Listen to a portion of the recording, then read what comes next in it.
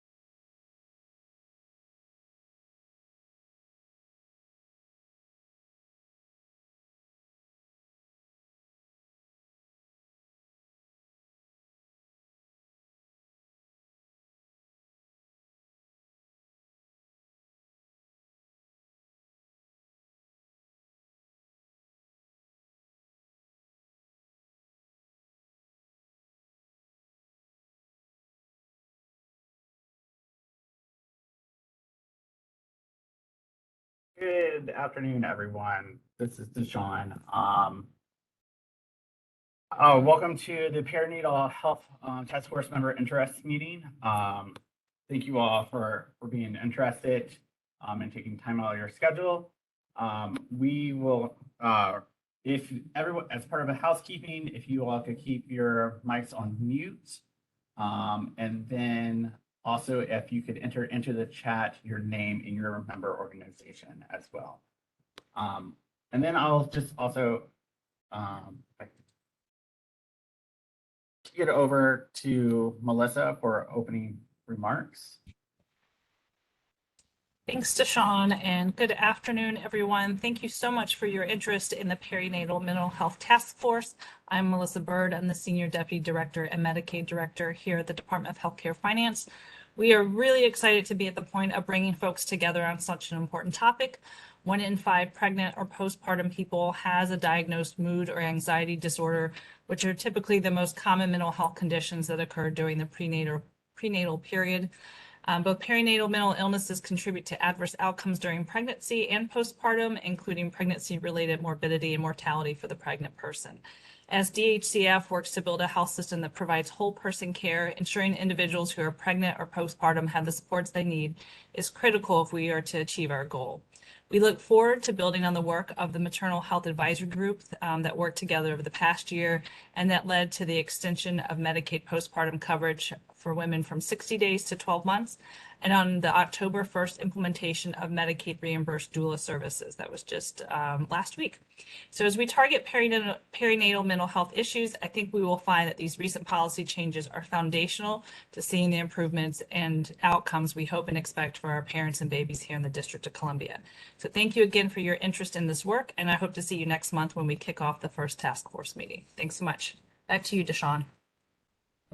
Thank you, Melissa. So with today's interest meeting, we just wanted to give you an overview of the task force, the purpose, the type of membership that is required, and then also the selection criteria, and then where we're going, and then we'll open it up to any kind of questions or comments that you all may have about the interest or about the task force. So the Budget Support Act for fiscal year 23 establishes a perinatal mental health task force, in which to come up with to submit to DC Council a list of comprehensive policy recommendations regarding several topics around perinatal mental health. The report is due back to Council by October 1st, 2023. So we have about a year to kind of dive into these various topics. They range here. You can see from the list of topics that has been laid out in the Act, ranging at looking at vulnerable populations and risk factors, coming up with evidence-based and promising practices for identifying risk, looking at different types of barriers to access, looking at national and global models that are out there that would promote to access and looking at screening, diagnosis, intervention, treatment, recovery, and prevention. Looking at community-based and multi-generational practices that support the individuals and families affected by maternal mental health conditions. Looking at different types of initiatives around developing the workforce development to address those issues of looking at recruitment, training, and retention of the workforce, looking at different ways, both private and publicly, to fund these initiatives, and then also to do a landscape analysis around the current perinatal mental health programs that are currently underway that address Black birthing people, Hispanic, pregnant, postpartum, people of color, immigrant populations, adolescents, LGBTQIA+. And so that is what the task force will be diving into in terms of issues. And so we'll be creating subcommittees to kind of help tackle and take a deeper dive. The task force will consist of 21 members. It's divided into 6 governmental members, and the remaining will be not from the non-government sector. So for the government members, there'll be representatives from the Deputy Mayor's Office of Health and Human Services, the Director of Behavioral Health, Department of Health, Department of Healthcare Finance. There will also be the chairpersons for the Council on Community Health and the Committee on Human Services as well.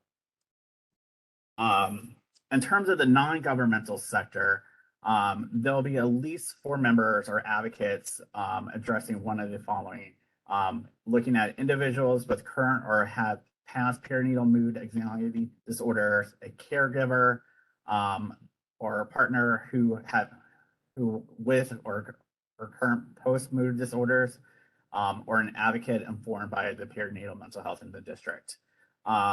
There will be at least 1 representative for managed care organizations. We're going to open that up to all managed care organizations in the district.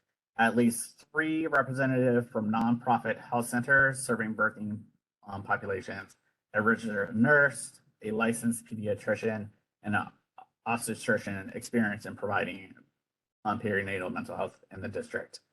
There will also be a licensed clinical psychologist or psychiatrist, a doula, one of the following categories for a midwife, a certified midwife, a certified nurse midwife, or a professional midwife practicing in the district. And then also including the makeup of the membership will be a representative from a home visiting program operating in the district. We have put out an application. It's on our website under DHCF. You can look at Perinatal Mental Health Task Force. It's also been published in the Medicaid Director's Letter as well.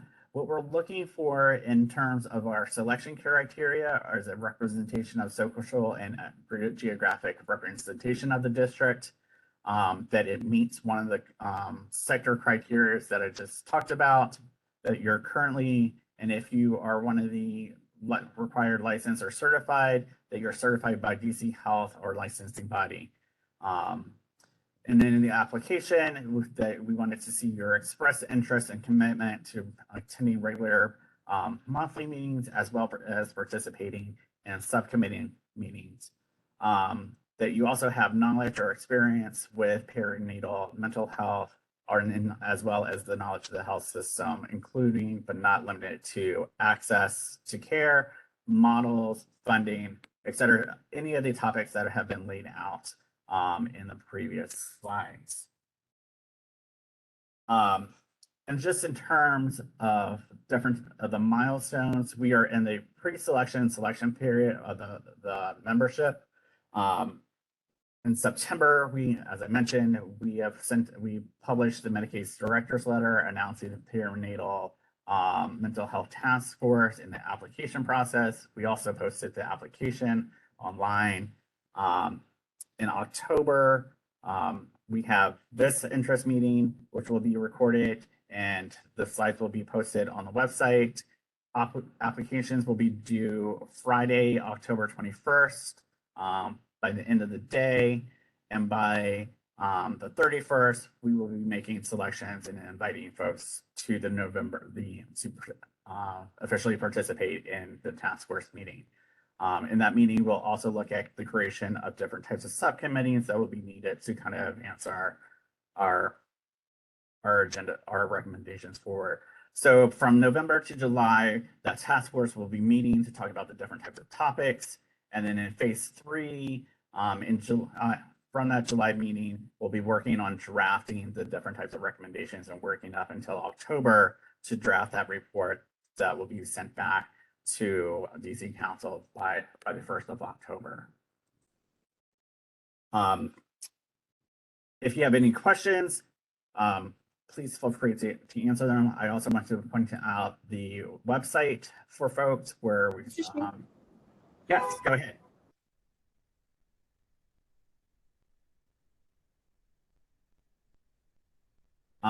So here's the website. You can also use the email address dhcf.maternalhealth@dc.gov, or you can feel free to contact me at deshawn.groves@dc.gov. And then with that, I'll open it up to any questions that you may have.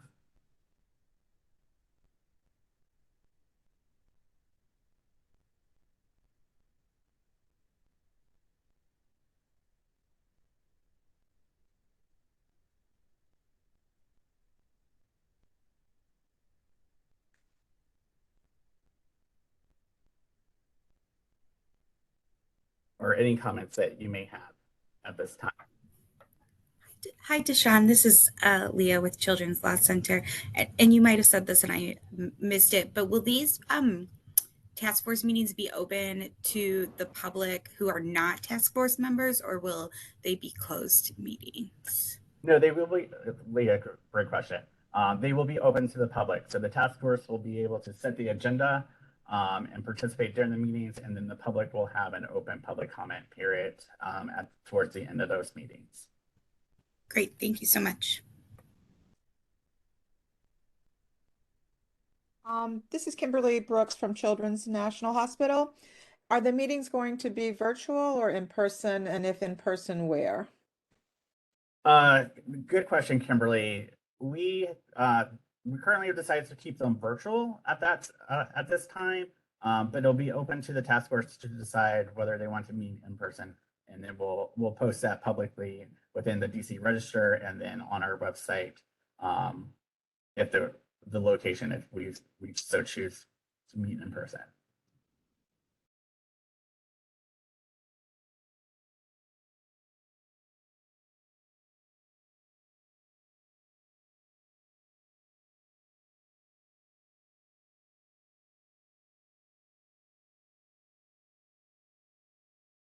Hi, it's Karen Wills. What's the process for selecting who will chair the subcommittees?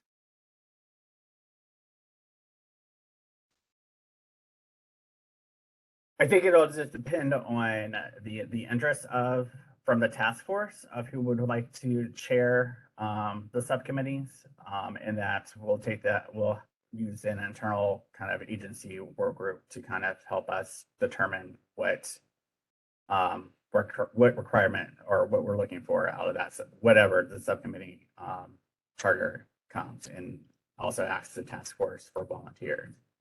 Okay, and then do you have a list of the subcommittees, or is that on the website?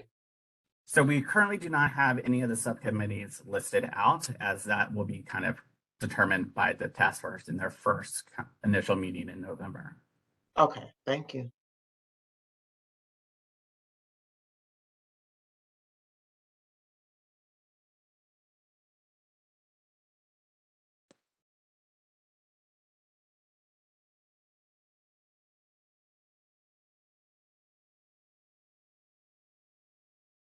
My apologies for the blip earlier.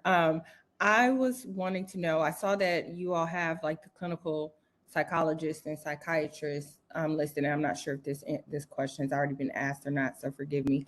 Do you all have, is that also inclusive of the clinical social workers or therapists?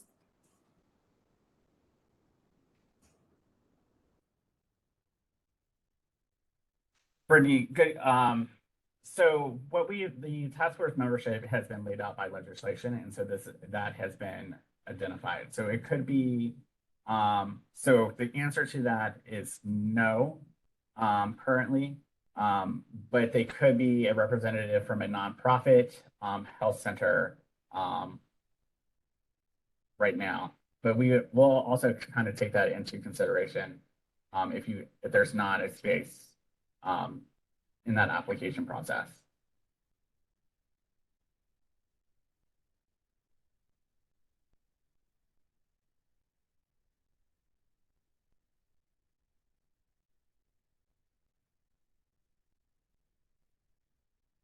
Brittany, I'm sorry about this, but going back to at least to looking at it, we could consider that as part of an advocate informed by the mental health district, because since they're not part of the outlines, and that by legislation allows at least 4 members of the community, so we can consider that as part of it when you're applying for the task force membership.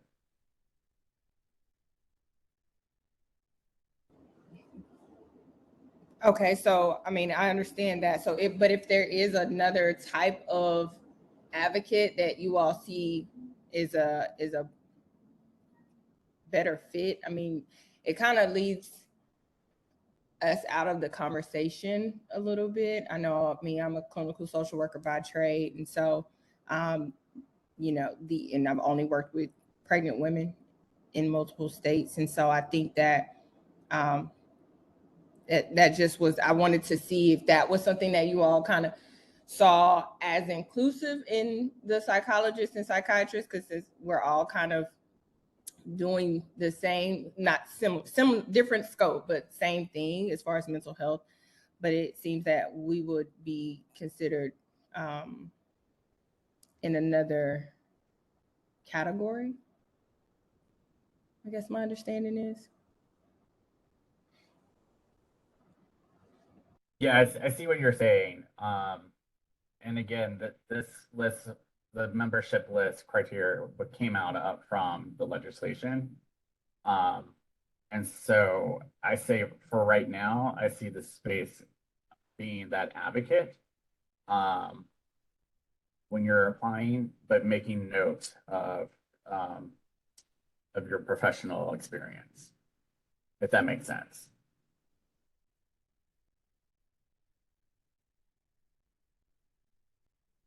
We definitely want to hear your voice at the table.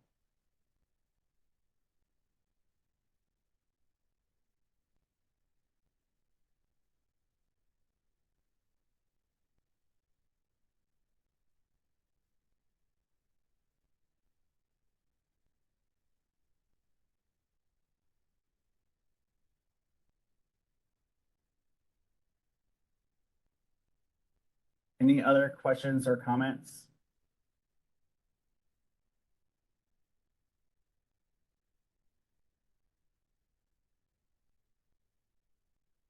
Again, if you have any further, if after this meeting you have any further questions, please feel free to email dhcf.maternalhealth@dc.gov or myself, deshawn.groves@dc.gov. And I'm more than happy to also get on the phone with you for any other information. Thank you, Melissa, for putting the emails in the chat.